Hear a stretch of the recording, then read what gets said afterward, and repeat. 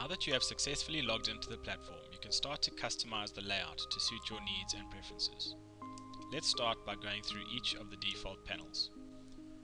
On the top left, you will notice the watchlist screen. The watchlist contains a list of instruments which you would like to keep an eye on. You can add and remove instruments as well as set up a number of predefined lists. In order to delete items from the watchlist, you can either right-click on each instrument and select Remove Instrument, or you could select a number at one time by holding down the Control key and clicking. You can then press the Delete button. In order to create your own watchlist, you can right-click in the middle of the watchlist screen, go to Load Lists and then Instrument List Manager. You can then add a new list by clicking on the New List button on the bottom left. Give your list a name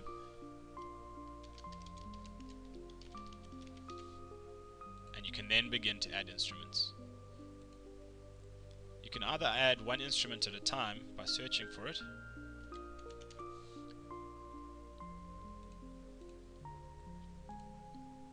or you can add a group of instruments. Right-click in the middle of the instruments lookup and select Collapse All. You can then add all of the financial CFD instruments, for example.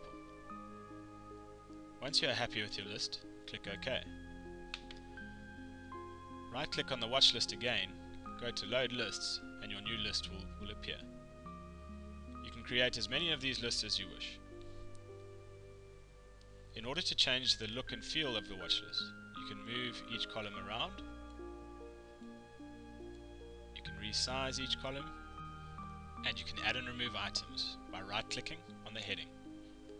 For example, if I wanted to add the description of each chair, I would tick Description.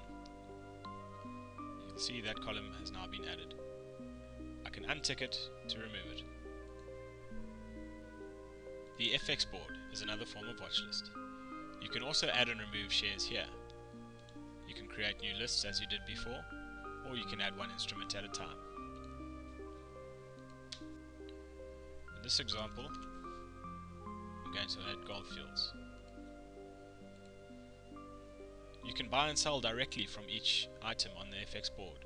You can specify your quantity and then click Buy or Sell.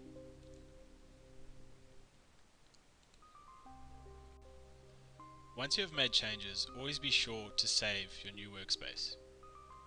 Under the Environment tab, there's the Save button. Always save before exiting.